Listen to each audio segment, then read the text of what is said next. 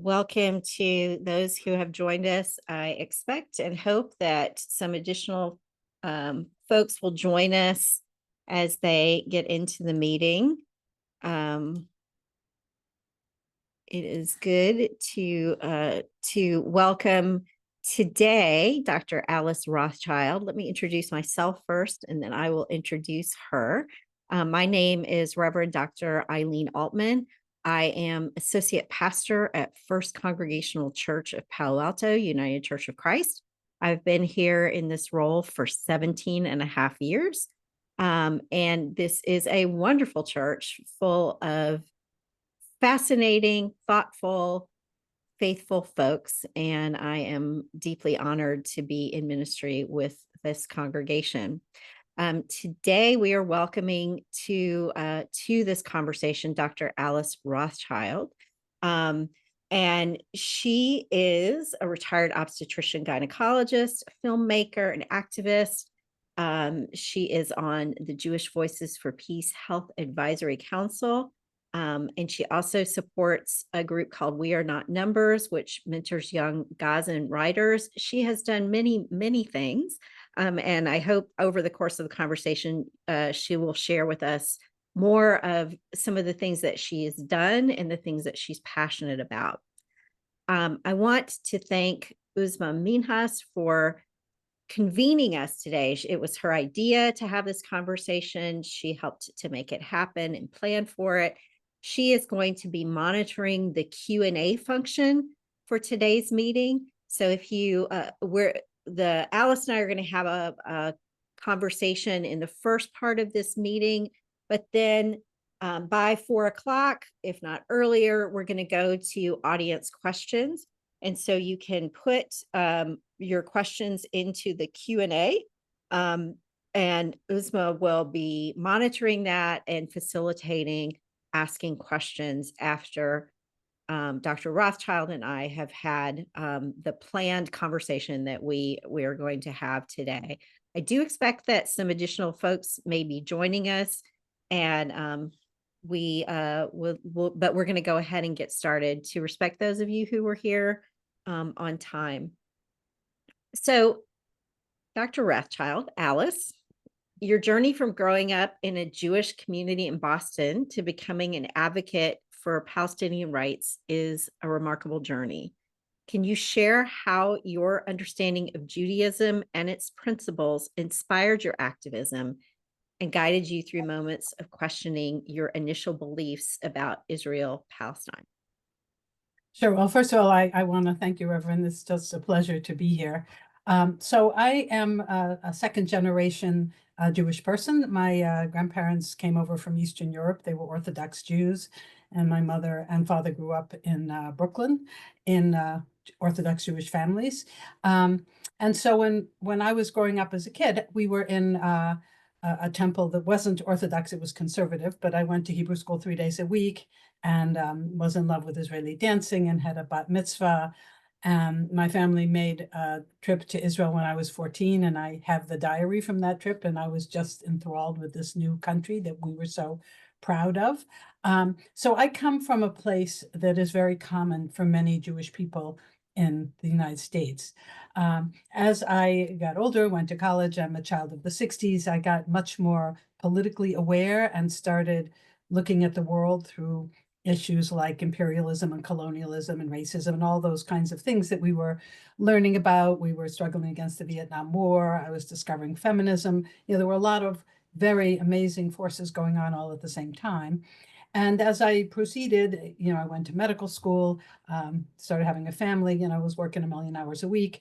And my love of Israel was sort of in the back of my brain. And my understanding of being Jewish was kind of around in the air, but it wasn't something I gave a lot of thought to. I didn't become impassioned by the religious side of Judaism. I was much more culturally identified. And the messages that I got mainly from my growing up are more a reflection of prophetic Judaism about our role in this world, that there is no heaven, that you have to do everything now because this is your chance, and that our job is to make the world a better place, to heal the oppressed, all those kinds of justice communications that you get if you read Judaism and history in a particular way. And I was also very proud that Jews were very prominent in progressive causes in this country, the labor movement, the civil rights movement, the women's movement, all those kinds of things. We were, the good guys. And so I grew up thinking that we were the good guys and we were the progressives and we were the people who cared about social justice. And so my beginning to question the state of Israel and to have a understanding that there was somebody called Palestinians, which I, never heard of, came later in my life. So in the 1990s, I was working, I had 2 kids and we were involved with a secular Jewish group called Workmen's Circle. And the adults in this group were trying to figure out, doing political actions and that kind of thing. And we all realized that we needed to think more about our relationship to Israel. So we started a small group called Visions of Peace with Justice in Israel, Palestine. And we started interviewing Palestinians in the Boston area. And this was a stunning experience for me because I had never met a Palestinian. I had never spoken to an Arab. I was completely blindsided by what I didn't know. And as soon as I began to hear their stories, which were stories of what happened in 48, what happened in 67, dispossession, loss, all of these kinds of stories. First of all, I recognized that a lot of that is parallel to Jewish stories. So it was something I could really relate to. But then I had to deal with the fact that it was Israelis and Israeli Jews who were doing this to these people. So this led to my reading lots more books and interviewing more people and becoming more involved in various groups. And gradually I came to understand that this was a central issue for Jews in the United States and that we needed to understand it. So we started doing community events and, having dialogue groups and that kind of thing. And we were very quickly blacklisted. And I became aware that, there is a party line. And if you go beyond it, then you get censored. And that was way back in the 90s and early aughts.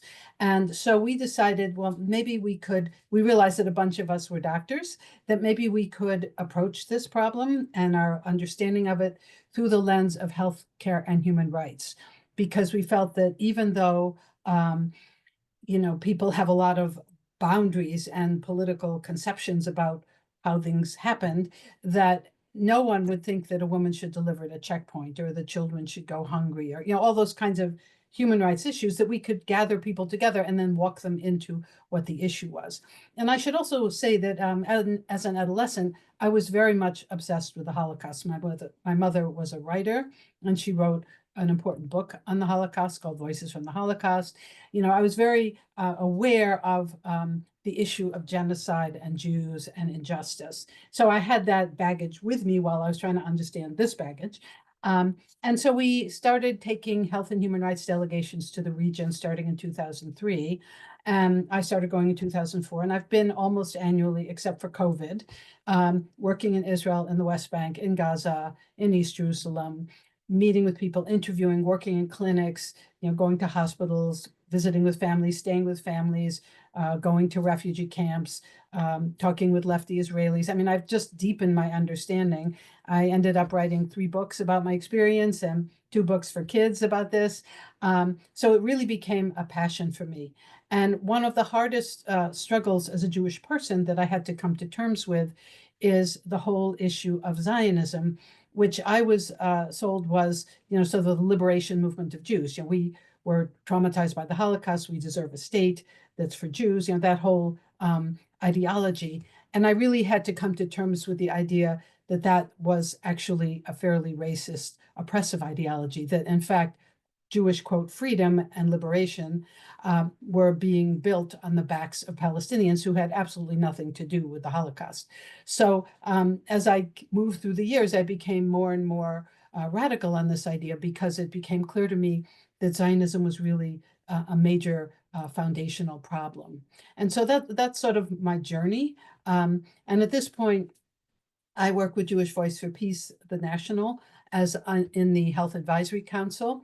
And so again, we're using the same idea of exposing the occupation and the siege and the more recent assault through the lens of healthcare and human rights. And I've been curating a weekly health and human rights report since October of 2023. So I've watched the whole thing from multiple sources and documented. It's all on our website, jvphealth.org. And also in 2015, I got involved with a group called We Are Not Numbers, which is a group, a Palestinian group that mentors young Gazan writers. So I have had the opportunity to see the stories that young people, 18 to 30-year-old young people, are writing who are living in Gaza. And I've been there 4 times. So I actually have a feel for the place. And I feel it's very important to lift these voices. And it's also very painful to hear the stories they're told. So this has sort of been my journey as a Jewish person, trying to understand Palestinian rights, the mistakes that I think Israel is making, and also the sort of tribal barriers that exist in the Jewish community. I remember a friend of mine was talking with one of the leaders in the Jewish community in Boston, and she was asking him, why do you have to stand with Israel to be a good Jew? Because after the 67 war, you know, Jews in America who were not particularly religious were searching for a way to be Jewish. And so it became, we love Israel, we stand with her, right or wrong, she's our country, yada, yada, yada. So he looked at her and he said, you don't understand. Israel is the religion. And, you know, Israel's not a religion, it's a country. So this was, you know, there were all these sort of mind-opening moments in my journey. That sounds like a rather painful paradigm shift. I'm saying that partly because I had my own paradigm shift from the Christian Zionism with which I was raised as a child, to coming to understand the complex narratives, the stories I hadn't been told, the stories I wasn't being exposed to. And anyway, so it is a journey of discovery that can be really painful, to realize that you haven't heard all the things that you might have heard that might give you a different perspective. And it's more that things were missing. I feel like I was lied to, you know, that the myths that I grew up on were actually myths. It's a lot like understanding, you know, that the Pilgrims didn't come and make nice to the Indians. You know, it's like there are all these foundational myths, particularly of settler colonial countries, that are lovely, and we all want to believe them. But the problem is that they're not actually true. And so it's kind of mind-boggling when you start trying to tease it apart and figure out, well, what really happened and what are the consequences of this belief system? Yeah. Well, one of the consequences that of these narratives, these difficult narratives, is the ways that folks can be labeled as anti-Semitic if they're critical of Israel or of Zionism, and people worry about that label if they have anti-Zionist perspectives. So how did you come to disentangle those concepts of Zionism, love for the people in Israel, but not maybe necessarily everything that the state of Israel stands for, and all of that around justice for Palestinians and how that connects? Right. So I think, first of all, I want to say that, you know, anti-Semitism exists. It's a terrible bigotry, and we all need to be, you know, identifying it and fighting against it. And that's like a given for me. It's also true when I look at anti-Semitism in this country, that it is grounded in right-wing, fascistic, skinhead, nationalistic kind of thought patterns. And so if you look at the people who are real anti-Semites in this country, you know, they may hate Jews, but they love Israel because it's a militaristic state. It hates Muslims. It wants to go after Iran. You know, there's all these like mind-boggling moments that you figure out when you kind of tease out, well, who are anti-Semites in this country? Because they are definitely here, as well as all over the world. So for me, as I tried to understand this, what I came to understand is that, first of all, anti-Semitism is a form of bigotry that hates Jews, Jewish institutions, everything Jewish, you know, the classic tropes. Zionism is a political ideology that favors Jews over everyone else and says that Jews are the only people that have a right to self-determination in Israel, in the state of Israel, with its unclear boundaries, I might add. And so challenging a country is different than hating a people. So like I can challenge the policies of Trump, but it doesn't make me anti-American. And so you have Zionism and ideology, Israel a country, and Judaism, Jewishness. Can be a religion, it can be a culture, it can be a community identification. So they're actually three separate silos that we're talking about. And the problem is that in this country, the silos have all been merged. And one of the big reasons for this is the adoption of what's called the IRA definition of anti-Semitism. So a couple of years ago, a bunch of world experts on genocide got together to try to define anti-Semitism. And they came up with, the usual list of this is anti-Semitism, but they had a bunch of examples. And some of them were the usual examples, Jews control the banks or something like that. But then they had a whole long list of examples that basically included any criticism of Israel. And they brought this out and said, this is not the final document. This is a working document, and we want people to talk about it. And immediately, all the big groups in this country said, nope, this is it. And we're going to codify this. And the State Department adopted it. And I think 34 states adopted it. And, cities adopted it. It became widely spread as the definition of anti-Semitism. And so if you take that definition, then anyone, for like me, who's critical of the Israeli government, the Israeli military, Israeli settler colonialism, the rampaging settlers in the West Bank, all of the stuff, we are by definition anti-Semites, but we're not, because it's a false definition of anti-Semitism. But it is the one that is being used in the government, in all the ways that people are silencing people of dissent. That's the definition they're using. And I think it is a huge mistake because it takes us off our eyes off the ball of what the real anti-Semites are, who are very dangerous. And they are also, Islamophobic, and they are anti-women, and they're, all anti-gay and all those kinds of things. That's the compartment in which that lives. And it's not the compartment of people who criticize Israel, which isn't to say that people who criticize Israel could be anti-Semites, but usually they're not. And they're criticizing a country just like you could criticize France or Ecuador or Guatemala or whatever you want. And that is a free speech issue. We should be able to do that. But in this country, there is a Israeli exceptionalism that you can say things about any other country, but you can't say it about Israel. And I think that that's incredibly dangerous. And it's also true that no one wants to be accused of being an anti-Semite. That's a horrible thing to have someone accuse you of. But, I've been told I'm a self-hating Jew, and I'm, all these kind of things. And I've been, my lectures have been canceled because I'm an anti-Semite. That's ridiculous. And so we have to really work hard to change the narrative in this country. So you've emphasized the power of storytelling to humanize Palestinians, especially when discussions about occupation can feel abstract or divisive. Can you share how you approach this and why humanizing Palestinians is essential to breaking through these dominant narratives that you've described? So, part of my education was listening to Palestinians tell their story. So I know how powerful that is. So when I have written 3 books on health and human rights issues, and what I did in these books, they're not academic tropes. They're, stories of Palestinians I met, people who told me about their lives, shared their, hopes and desires, that kind of thing, because I thought that telling stories was the way to break through people's fears and barriers, and also to see our commonalities. And I also made a documentary film, which is available on Vimeo if anyone wants to watch it, called Voices Across the Divide, which basically tells the story of Palestine through the eyes of the people who lived through it. So I have interviewed all these folks who were children and teenagers in 1948, who experienced 1967, who were, exiled in Kuwait, all these different stories, because I felt like if I sit there and say, this is the story of blah, blah, blah, people are going to turn off.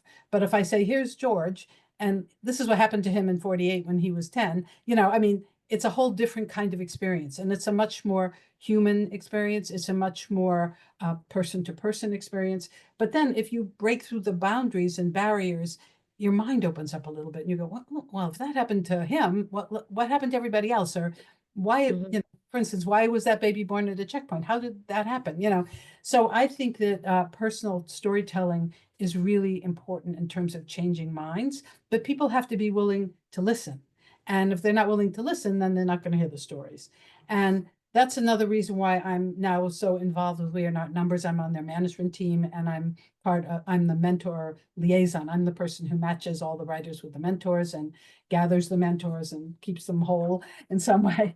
And partly I'm doing this out of a commitment to raising the voices of Palestinians who are living right now and experiencing what is it like to be a Gazan in real time. And I think people who want to blow off Gazans as all terrorists and whatever horrible things people say, they should go to the website and read the stories on We Are Not Numbers, because these are regular people who are trying to survive and who are not the kind of people that are sort of described in most of the media. So again, I think personal stories is a way to reach people, and a very powerful way.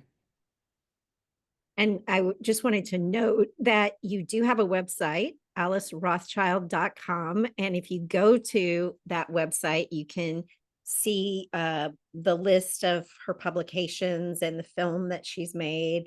And are there also links there to things like Yeah, weird? there are links. Yeah, there are links. And also I have another website called alicerothchildbooks.com, which is where I have information about my kid books. So I really feel like kids need to get a positive and honest messaging about what's going on, but they're not going to necessarily read a history book. So I wrote a novel for middle grade kids and one for young adults.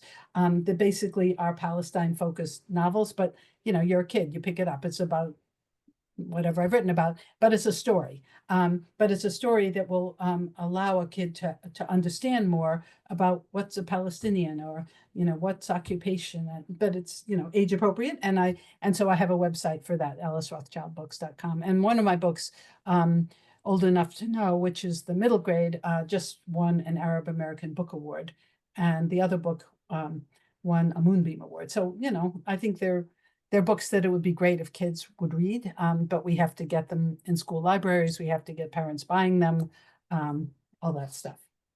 Which is often challenging in this political environment. Challenging in every political environment, but this topic in particular, is challenging. I mean, I put my name on the list to read in local schools and had no uptake, except for the one my granddaughter's in. So, it's a topic everybody's like, no, let's not deal with that. So Yeah. we got to deal with it because it's a very important topic. And our prejudices about Palestinians, our misunderstanding of Middle East history, is really something we need to work on. And in the next 4 years, it's only going to get worse. So we need to work even harder. Well, I'm guessing that storytelling is something that was really important to you when you were a physician, to create space for your patients to be able to tell their stories. And it's probably, I'm guessing, but I want to let you talk about it, because you heard some of their stories, that you have a big part of your work as a physician has been highlighting disparities in our healthcare system that reflect systemic oppression. So, well, as a physician, if you're going to be a good physician, you have to know how to do two things. Well, three things. One is to create a safe space. One is to ask a question and then shut up and listen, and then being able to figure out what the problem is. So I had a lot of training and experience creating a safe space and getting people to talk. And, I used that same skill set, for instance, with my film. I would interview people for an hour or two or three who had never met me before. And somehow everybody would always end up weeping and saying, I can't believe I'm crying. I haven't had these feelings in 20 years. And it was like, if you actually just listen and nod appropriately and are sympathetic to another human being, they will tell you what's happened to them. And that's a skill that was very useful cross genre, so to speak. being a good listener is a great life skill in all kinds of work, including as a pastor. So I'm sure you're good at it. Well, I try to be. So can you talk about how the healthcare system under occupation illustrates medical apartheid or other Right. forms of apartheid that happen in the areas that we call Israel and Palestine. So, first of all, apartheid means that there's a system of separateness between two populations that are living right next door to each other. And many human rights organizations, including B'Tselem, which is an Israeli human rights organization, have said that Israeli policies are consistent with apartheid. Now, in healthcare, what that means is, for instance, if you live in the West Bank and you are a Jewish settler, you have access to the Israeli healthcare system, which is superb, first world, 5 HMOs, everybody's covered. I mean, it has its warts, as all healthcare systems do, but people come from all over the world to go to Israeli institutions. And if you're a settler living in a settlement in the West Bank and you get sick, you have full access to that. But if you're in the village right next door in a Palestinian village, you don't have access to that. You have access to several different kinds of institutions. One is the Ministry of Health, which was set up after Oslo. And, it has tremendous strengths and tremendous weaknesses. But what I can say is that setting up inadequately funded healthcare system under occupation is incredibly challenging.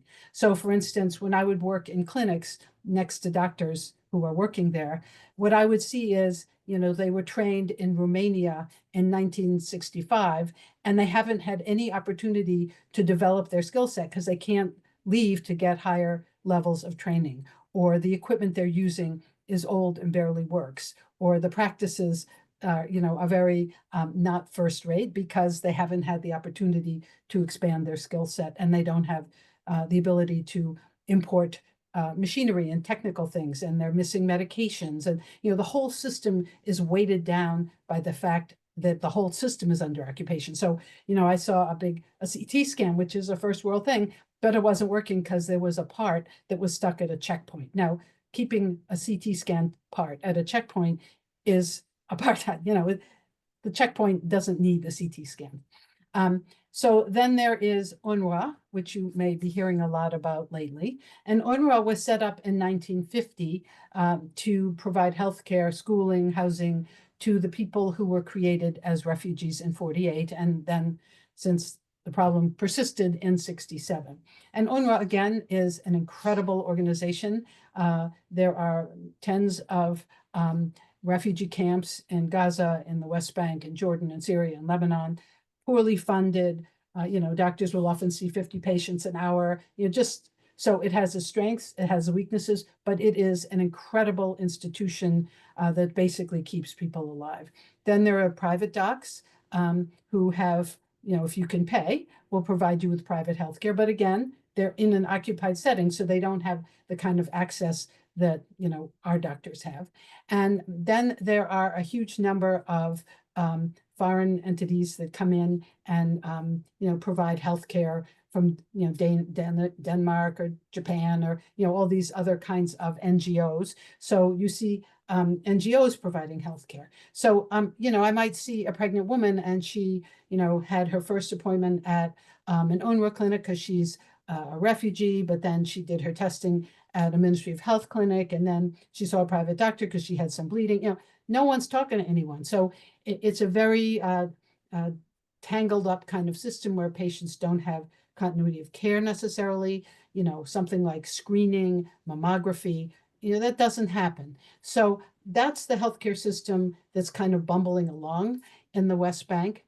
And we really saw the issue of apartheid loud and clear when the COVID pandemic hit. The Israeli government went out and made all these deals with various drug companies to get huge amounts of vaccine. None of that was supposed to go to the Palestinians. So if you were a settler living in the West Bank, you could get your vaccinations, but again, you're a Palestinian, you don't get your vaccinations. And at one point, they gave some almost outdated vaccine to the Ministry of Health that basically said, screw you, by the time we get these out, they'll all be outdated. So you saw two people living side by side with totally different access to not only vaccines, there was not enough oxygen tanks, there were not enough ICU beds. I mean, all of the things that kept people alive during the COVID pandemic, the Israeli Jews had it, and the Palestinians living in the territories did not have it. And that's an example of apartheid in healthcare. And it was really very, very clear as the pandemic unfolded. And, the outcomes were clear also. I mean, the Palestinians were somewhat protected because they're a younger population, but they had their share of catastrophes because they did not have access. And, in the international law, the occupying power is responsible for pandemics, infectious disease, vaccinations. I mean, it's written into international law, and Israel just said, nope, I'm not doing that. And, it was very short-sighted because, the virus doesn't know boundaries. And it was like, really? This is just bad practice, even if you're just worried about yourself.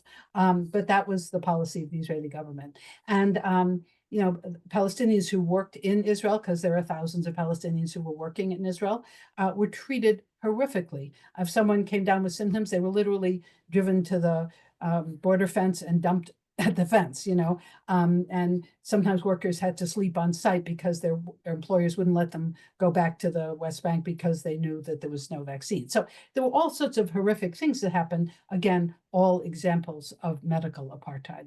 And, the underlying issue is that Palestinians weren't being treated as human beings, as equal human beings with an equal right to healthcare. And that's extremely troubling. And that's, by the way, not a Jewish value. It's not a prophetic Jewish value. It's not a human value. It's just racist and intolerable. Yeah, and just on a related note, the polio outbreak in Gaza because children weren't being vaccinated. Yeah. Over these last months is another example that it's not necessarily going to be contained just to Gaza if polio starts to be. And also the children haven't gotten their measles vaccine. Right. They're finding some of the Israeli soldiers when they go back, they have infections that no one knows how to treat because all these chronic and acute illnesses have not been dealt with in Gaza because they're very busy, destroying the entire healthcare system, the Israelis. So, you see this, I mean, that's beyond apartheid, that's genocide as far as I can tell. But yes, those are examples. So a common argument is that Hamas or other Palestinian leaders bear sole responsibility for the suffering that has occurred in Gaza over this last year and a half and the West Bank. And the blame on them is because there's a level of self-governance that happens in these areas. How do you respond to that criticism? Right. And what do you think is overlooked when that is said? Right. So let's first look at Gaza. So first of all, history does not start on October 7th, 2023.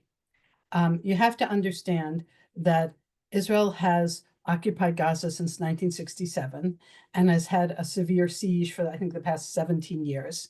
And so the people in Gaza, which are now maybe 2.2 million people, have been living under an extremely horrific situation where they have been frequently, every year or two or three, had a massive Israeli assault, where there have been recurrent smaller assaults, where there is an extreme restrictions on traveling in and out of the Strip, whether it's for healthcare or college or Fulbright or just to go to Switzerland to have a break. They're living in what has been described as an open air prison. I take issue with that because in an open air prison, the guards are actually responsible for the prisoners, whereas Israel has just washed its hands and said, forget it. So conditions were awful beforehand. And I was actually in Gaza in August of 2023.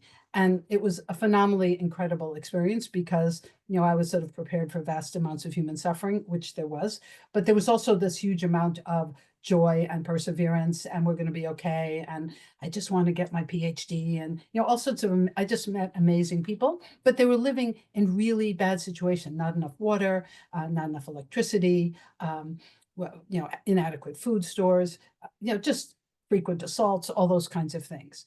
So that is not, you can say that one of the things that people often say is that Hamas won the election in 2005 or 2006, so they deserve what they got. Well, if you look at the election, Hamas campaigned as a clean government, that the Ministry of Health has been very corrupt, which is true, and Hamas was going to clean everything up. As soon as Hamas took power, which happened after the election and then after a civil war, partly funded by the United States between Fatah and Hamas, the siege began. So the Israelis never gave Hamas a chance to be a good government. And Hamas is not just militants, breaking through and killing people at a music festival. Hamas is a political movement. It is a social service movement. There are hospitals and orphanages and very, good social service institutions that take care of people that no one is worried about. So Hamas is a mixed bag. And I'm not here defending Hamas by any stretch of the imagination, but they never were given a chance. And when I talk to Palestinians who really dislike Hamas, they say, if they'd let us, we would have tried it and then we would have voted them out because, Jimmy Carter said it was a democratic election. We can handle that, but we were crushed. And so that is the context in which resistance occurred. And what we see from human history is if you really oppress people, they will ultimately resist. You may not like their resistance. It may not be the kind of resistance you approve of, but it will be resistance. And so I think to think that all of this is the blame of Hamas is totally short-sighted. And this resistance movement came out of Israeli oppression. And the same thing is true in the West Bank. I mean, I don't know how many people are paying attention, but now that there has been a little pause in fighting in Gaza, and even before that, the West Bank is on fire. I mean, the Israelis are literally bombing refugee camps, tearing up towns and cities, there's something like 900 checkpoints now in a tiny area. I mean, the Jewish settlers that are the most fascistic, rabid settlers are all armed, being supported by the army. I mean, it's basically what people are saying is the Gazification of the West Bank. And this is all being done in preparation to annexing the West Bank as part of Israel. So, you've got to put context in what's happening. And in this context, we're just lucky that there hasn't been more resistance in terms of Israeli lives, but you can always expect resistance to people that are being so brutally oppressed. And I think that we need to honor their aspirations, their historical injuries. They need, total ceasefire. They need respect for international law. They need humanitarian aid. I mean, there's a whole long list that is absolutely necessary if you recognize Palestinians as human beings. And they are human beings, and they have equal right to the things that Israeli Jews have. So to say that, in the nation state bill, it says only Jews have a right to self-determination. Well, Palestinians were there before the Israeli state, and they have every right to self-determination. And so, it's much more complicated, and it's also much clearer if you just look at the history in an honest way. But I wouldn't ever blame only one side or the other. But in this situation, the oppressive element is the Israeli military and the Israeli government. And also, if you look at the language that happened after the October 7th assault, which was horrific, I completely agree with that. It was genocidal language. It was, we're going to create another Nakba, which is a reference to what happened in 48, the catastrophe. All Gazans are terrorists. I mean, that's ridiculous. 2/3 of the people who were killed were women and children. They are by definition not involved in armed struggle. So, the language of the government is so fascistic and prejudiced and aggressive, and it's very, very worrisome. It has felt impossible to be an effective advocate for a different way, especially in the last year and a half. So in your view, what are the most effective ways for individuals and communities, especially faith-based communities, to support justice for Palestinians and counter the despair that often accompanies the effort to affect some positive change in which the humanity and human dignity of all people in that land is honored, and that there's a pathway for a just way of living together? So, I mean, that's the big question. And I think that it is very easy to feel totally despairing. And I think we have to, first of all, remember that this all has happened with full support from the United States. And, sending Israel more 2,000-pound bombs and, giving, saying that, Gaza is a good real estate, Mediterranean real estate, and all the Palestinians should go to Jordan or Egypt. These are not helpful statements, but we are, as a nation, responsible for the catastrophe that's going on there. So I don't think that I have some magical, oh, we're in dark times and this is what the prescription of what we have to do.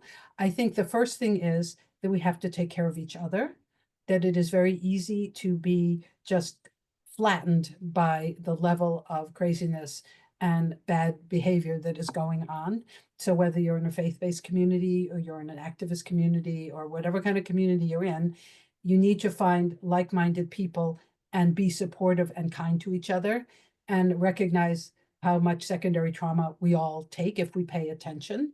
Because if we don't stay strong, we're not going to be able to do this. And right now, it's really hard to stay strong because this is such a traumatic time and there's so much suffering. Again, we haven't, there's the Congo, there's Yemen, there's a whole long list of catastrophes going on, Rwanda, so we need to take care of ourselves and each other as communities of progressive people who are respectful of justice and international law and just the basic human rights of every human being. Then we need to find communities or political activism groups that we can join, that we can do this work. So for instance, I think the Jewish Voice for Peace, and you don't have to be Jewish to be in Jewish Voice for Peace, is one of those kinds of organizations, and it is the fastest growing Jewish organization in this country. And it is basically made up of Jews who are and allies, who are highly, highly critical of the behavior of the Israeli government and the support of the Israeli government by the United States. And, it's an activist group. It has a 501c4 that is actively in Congress and causing a fuss and doing all the things that they can do as activists. And it has a 501c3 that does a huge amount of education and petitions and all those kinds of things. So you need to find your people and work with them. And I think that when you're trying to assess how you personally as an individual can work, it may be that all you can do is, try to stay up on the news and read Mondoweiss and Electronic Intifada and listen to Democracy Now! And see if you can convince your uncle to listen to. It may be that your task is on the smallest familial level. I mean, there are families that can't speak to each other because of this stuff. So that's a task to do. It may be that your task is to join a local organization that's involved in activities promoting boycott of Israeli products. It may be that your activities should be involvement with a more national organization. The other thing is that all of these issues are very intersectional. So if you are opposed to police brutality in your city and the police have been trained in Tel Aviv, then there's a connection and you can make that. And you can be supporting efforts to make the police more civilized. And you can also be supporting efforts to stop police training in Israel. And you can also be supporting efforts to stop Israeli militaristic behavior. It's like you can find your place. Racism is involved. The military industrial complex, all the major industries that are making the bombs that are going to destroy our world are all interrelated. So you got to find your place. And I think those are sort of the ways to think about it. It is not easy. And we are really, really in dangerous, dark times. And I think we have to be respectful of that. But now is not the time to give up.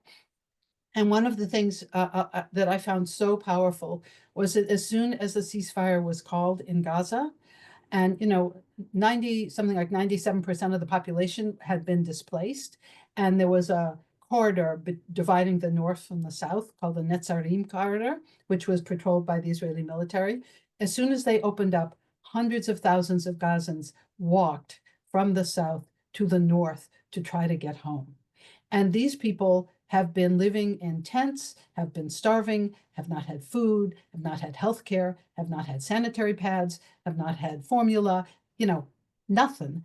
And they had the energy and the will to say, we are going home, we're not being displaced. Now, home happened to be a pile of rubble because North Gaza is just completely, mostly destroyed.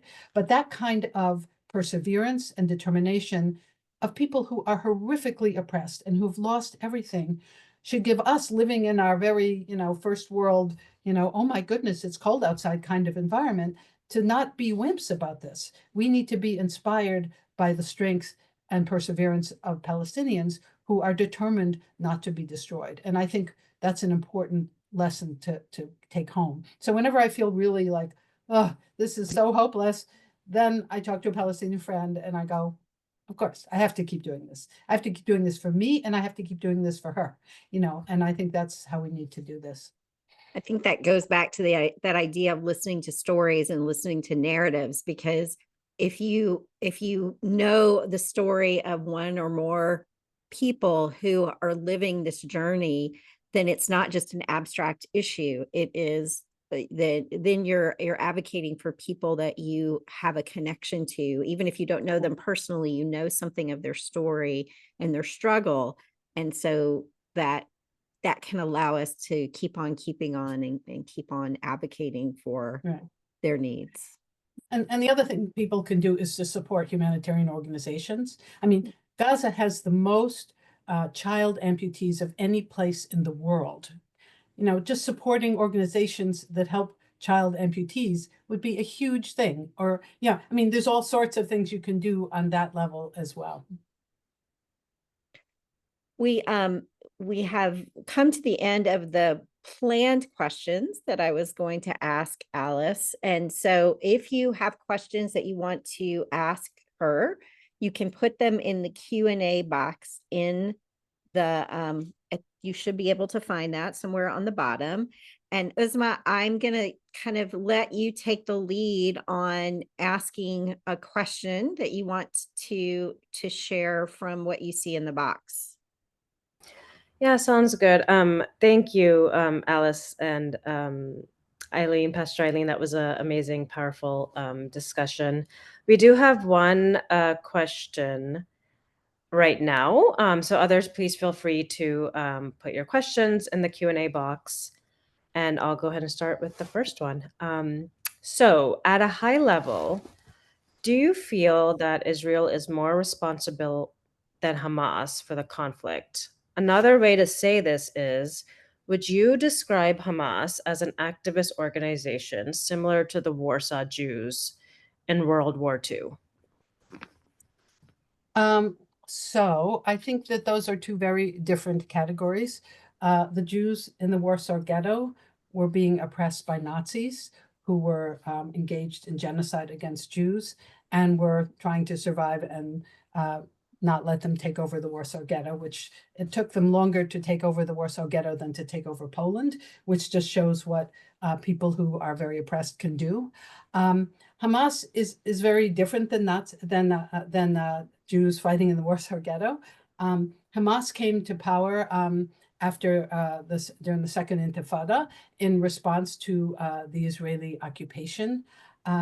And it's an Islamist organization that came out of the Muslim Brotherhood, and its roots were in helping people to be better Muslims, and then it developed a militant activist wing and the social service wing and the political party wing. So it's just a different kind of organization. And I really do not compare Israelis to Nazis, because that triggers people's buttons. And I think it's complicated enough without using the language. I think you can use the language of genocide and the language of bigotry without evoking the Nazis. Although there are Israelis who've compared the behavior of the Israeli military to Nazis. I'm just saying Israeli Jews have said that. So I wouldn't make that comparison, but I do think it does reflect the idea that people who are very oppressed will ultimately resist. And that's, I think, what we're seeing.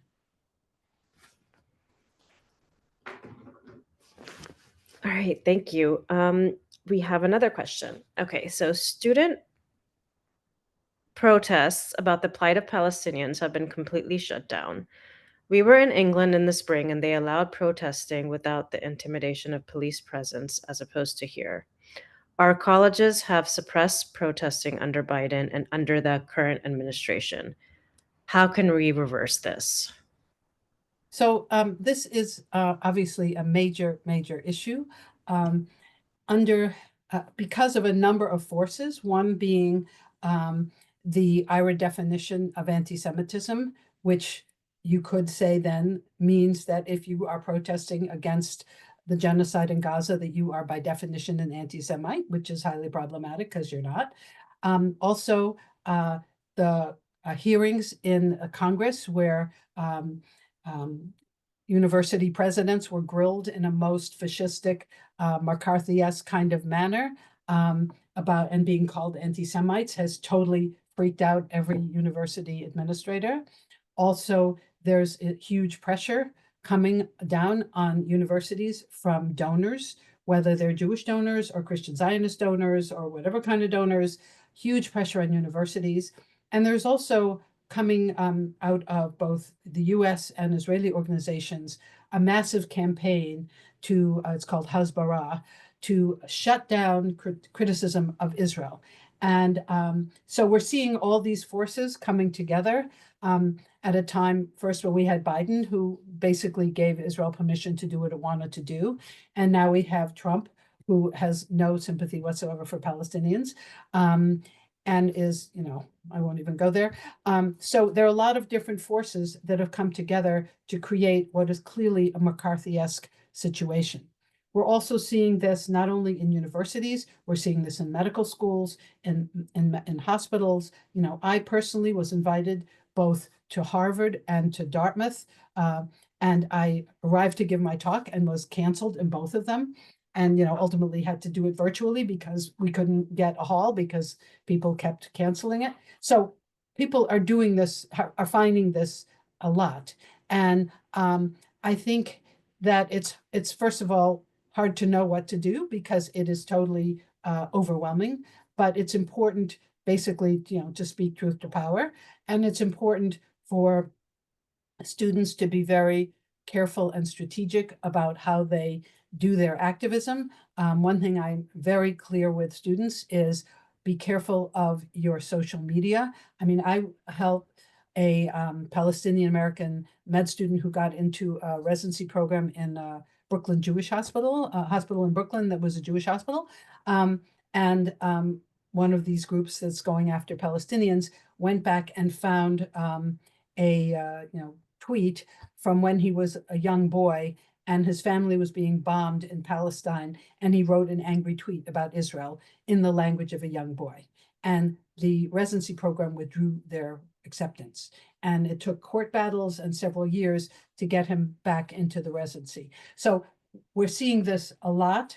I think it has to be fought case by case. We're going to, there are a lot of legal institutions like Palestine Legal and the ACLU and the National Lawyers Guild and other legal groups that will help people in this situation. When I wrote my two children's books, I worked with another Jewish American author, Nora Lester Murad, who had also written a kid's book about Palestine. And what we did was we interviewed teachers who had tried to teach books about Palestine and librarians, and developed a whole toolkit documenting how they were silenced, lost their jobs, were doxxed, all sorts of horrific things, and then gave a whole list of strategies on how you can teach Palestine in a sensible, less dangerous way, since it's now become dangerous, and also what your avenues for help are if you get into trouble. So we have this toolkit. It's on my website and her website. So I think we just have to take it step by step, be aware of the massive forces that are coming down on us, that we live in an era of incredible repression, that it's going to get worse, and that we need to be very strategic. I don't think it's going to be easy, and I don't have some easy answer. With Jewish Voice for Peace, there are a group of us that are working with an incredible institute that looks at anti-Palestinian racism, and we're developing a similar toolkit, trying to interview people in the medical field. What's happened to you? How does Palestine work, get suppressed in your life? How has it threatened you? Yada, yada, yada. What are the tools to keep yourself safe? All that kind of stuff. So we have to be working on those kinds of things, but it's going to be a struggle. And it's going to be a struggle in the courts. It's going to be a struggle case by case. It's going to be a struggle institutionally. And I just heard that CARE is CAIR, care, is soon to note that Harvard is a hostile institution because of all the new policies that have come down at Harvard. So, if Harvard is shrinking from the task, you can imagine what the less well-funded, well-endowed, powerful universities are going to do. It's a scary time. And not good for democracy. Definitely not. Yeah. All right. So is everyone able to see the Q&A box? So I can see it says there's a comment about Gaza Writes Back with editor Rafid. Oh yeah, I can see that too. But is everyone able to access the ability to enter a question in there, since we just have a few questions so far?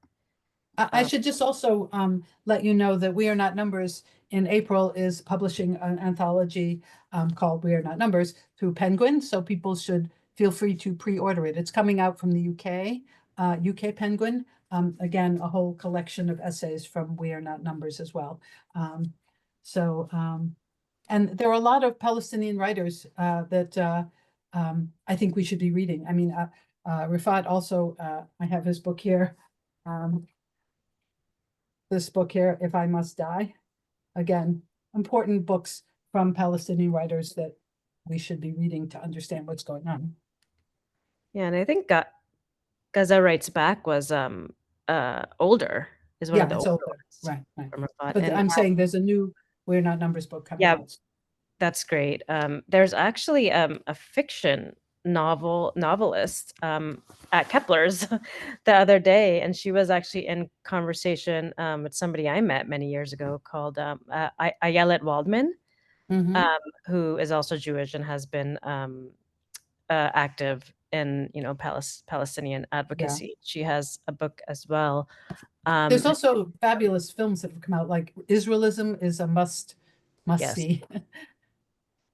Yeah, Israelism, and then there's another, I think there's a documentary that was nominated for an Oscar. Oh, here's the name of the Keplers. It was Betty Shamieh. She's a Palestinian American, and she has a novel out. So I think it's important to read the nonfiction, the stories, like We Are Not Numbers, but then I think the fiction is really important too. Right. Absolutely. Because so many times. And read my novels for kids too. Yeah, absolutely. All right. Does anyone else want to pop a question in there? There is a raised hand. I don't know if you want to take a raised hand or say, please put your question in. Yeah, our preference is for you to type into the Q&A.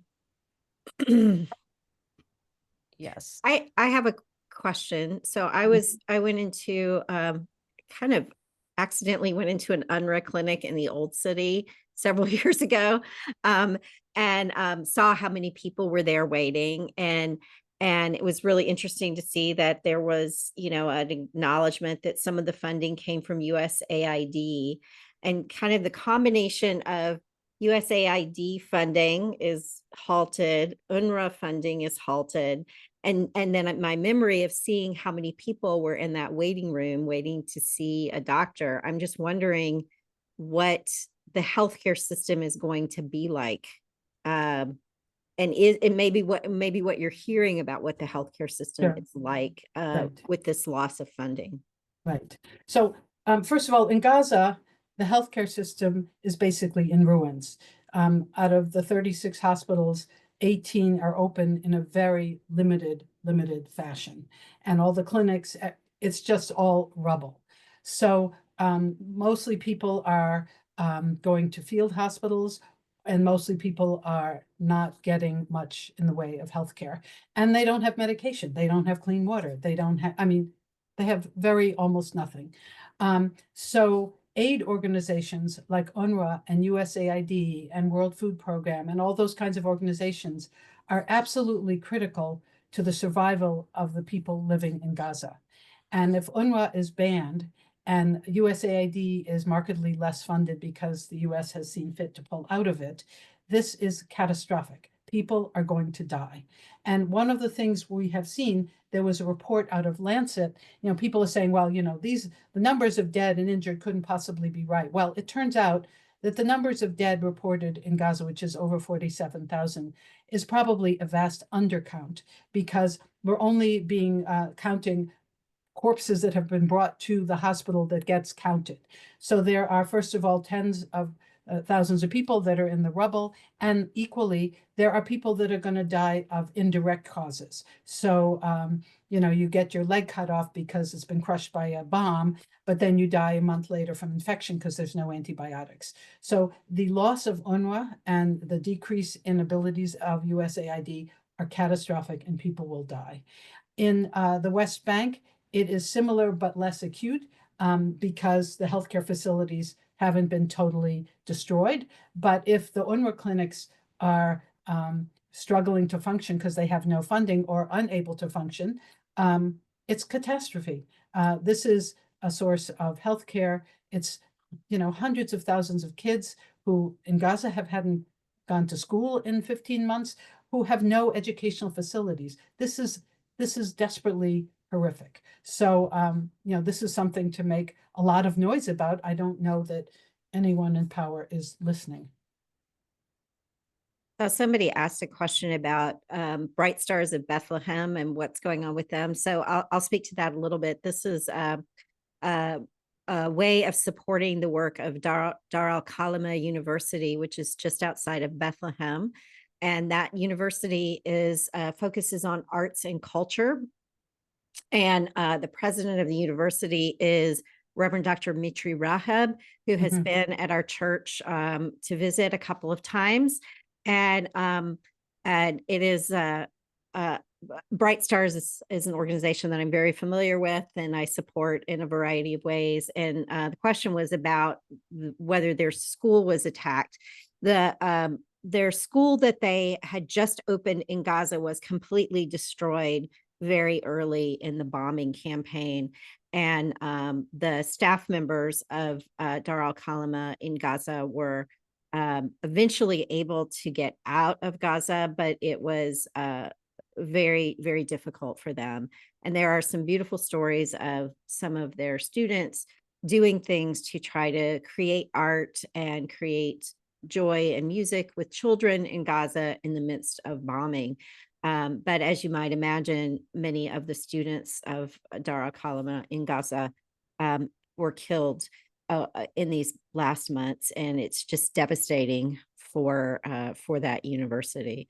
I could speak, they've also in Bethlehem themselves, they've had all the struggles of lack of freedom of movement. Many of their students would come from other places to go to the university in Bethlehem and couldn't get there because of the restrictions on movement. So there are many, many stories that if you go to the brightstarsbethlehem.org, you can read about this organization and the amazing work of the university. I've been to the university and visited. It is an amazing place. And it is a place of hope, and it's wonderful to see the artistic creations, that the films, the ceramics, the visual art, the music, the culinary school that they have there. There's just a variety of ways that young people are being taught how to carry on the cultural traditions of Palestinians, and it's a sign of hope for me to have been there. And when I think about the people that I hold in my heart, it's those kinds of relationships and those kinds of people who remind me to keep at it even when it's really hard. That was really beautiful, Eileen. Thank you. So it sounds like some people might be having trouble finding where to enter the Q&A. So if you go to the, towards the bottom of your Zoom screen, there should be a Q&A option there. And if you don't see it, you should be able to click on one of those options, and that should open up a Q&A within that drop down. So you should be able to type in a question. We set up sort of some strict rules around this Zoom meeting, because there are times in which gatherings to talk about Palestinian human rights have led to some misbehaviors, some assumed misbehaviors. So we wanted to create some security measures that would make that less likely to happen. And we do have another question. It is not in the interest of the Israeli Jews common people to have forever war and occupation either, correct? Making war against so many countries with missiles flying, soldiers dying, can we broaden the movement to include calls for peace based on ending the occupation and safety for all? Wouldn't that be quite powerful to turn the conversation on how to share the land with 7 million Israeli Jews and 7 million Palestinians? So I would say that would be very powerful, and we've been doing that for decades. And the problem is that the founding of Israel resulted in, the dispossession of 750,000 people, and basically creating a huge amount of issues for Palestinians. And the Israeli government has never been willing to recognize that there was an injustice that happened at that point, and that resolving that injustice is critical for the peaceful survival of the Israeli state. And the early leadership in Israel was quite clear that Israel was going to live by the sword and would constantly have to defend itself because it had created so many enemies given the way it was founded. And, I always think when the early settlers came, if they had come to share the land, that would have been there were Jews living in Palestine at the time, and they were getting along with their Christian and Muslim neighbors. If that had been the spirit, that would have been one thing. But they arrived with the spirit to take the land and deny the Arab people who were living there the ability to have the land. And that original thing is sort of the sin of the beginnings of Zionism and political Zionism and the founding of the state. And the problem is that has just grown more and more and more in Israeli policy, to the point where now we have people in government who feel that Palestinians have no rights, and that the Israeli Jews have all the rights, and Israel has the right to annex occupied land and the whole thing. So until that there is understanding in the state of Israel that this has to be dealt with through international law and through understanding the legitimacy of Palestinian aspirations, talk peace isn't going to happen, because we tried that. We did dialogue groups. We did all those kinds of things. We had summer camps. This has been, the two-state solution. Everybody's going to live in peace. We've been through that, and it didn't work. And it didn't work because as Israel was talking out of one side of its mouth, on the other side of its mouth, it was encouraging settlers to live in the West Bank and for a while in Gaza. So until that sort of manifest destiny urge, that settler colonial urge is contained, it's not going to happen. And the problem is that people say, well, what about Israeli youth? Well, the problem is that young people in Israel have moved to the right of their parents. They've grown up in a society with messaging that Palestinians want to kill them, want to run them into the sea, that they're always the enemy, that you have to go in and be a strong army person. All those kinds of messaging is the predominant messaging in the country's myth-making situation. And the messaging that people need to live in peace and respectful of each other's rights and responsibilities is not part of the messaging. So, it would be nice to have, obviously the occupation has to end, the siege has to end, absolutely. But we are so far from that at this point. And, the powerful country is Israel. And the reason that has happened is because the US has sent billions and billions of dollars of weaponry and political cover and all that kind of stuff. So all of the moves that Israel has made have been with total impunity. So they have no reason to change, because there's no punishment, except I could say, wait a minute, this has destroyed your country. This has, you've lost soldiers. There are soldiers with PTSD, soldiers are committing suicide. Don't you care about that? It's part of the deal that has been made. And I think it's a deal with the devil. And I think it's a really, what we're seeing is that the sort of more progressive Israeli Jews are leaving. Tech people are leaving because they're like, this country is out of control and we don't want to be here anymore. So that's like a bad trend, that the most progressive people are tending to leave and the least progressive people are joining the army and feeling like God has given them permission and the rabbis are blessing it. I mean, it's the wrong, in my view, it's the wrong messaging for that country to ever heal from its wounds. And, I think Jewish people as a community have a sort of collective sociological woundedness about them. We were very, as a culture, determined that the Holocaust never be forgotten, the Nazi Holocaust, and we have been blinded to the idea that never again has to mean for everybody and not just for us. And so it's a chronic issue that the Jewish community has to deal with. And what we're seeing is that younger Jews are actually thinking differently than their parents and their grandparents, but their parents and grandparents are still the people with the power. But we have the numbers and the youth. I actually have a question. I've heard this. I mean, Trump just repeated this, I think, recently about how Jordan should take them or Egypt should take Palestinians. And I hear, seemingly educated people at work say this too. Like, why doesn't Egypt do this, or why doesn't Jordan take them? And I'm just thinking to myself, you can't just take another country and then give it to a people, right? It's what got us into this mess in the first place. But my question for you, Alice, is like, do you sense a bit of Islamophobia or anti-Arab sentiment in that? Because it's like, okay, these are the Palestinians. They can just go over to, all those other Arab countries that, we don't want to be part of. Because I'm thinking Islamophobia when I think of that. And I'm also thinking Israel should take them, right? Israel should take them. That's what they're They refugees. could go to their original villages, absolutely. Yeah, I mean, it's totally, I don't know what percentage is Islamophobia and what percentage is racism and what percentage is a total lack of understanding of history. But it's like saying, well, why don't we just have America move to Canada? They're all English-speaking white people. It's like, it's a ludicrous idea. And if we've seen one thing about Palestinian people is that they do not give up on their history. They do not give up on their right of return to their villages of their grandparents. They are very determined, particularly now, not to be run out again.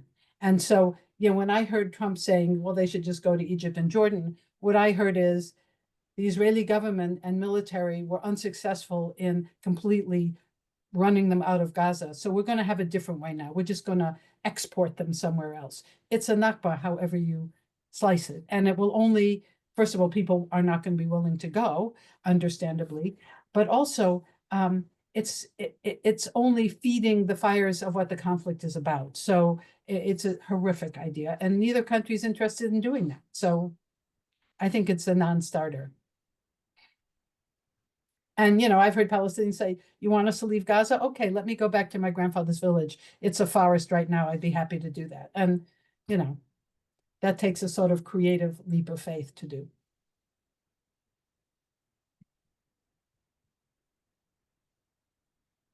Should we end the conversation? Should we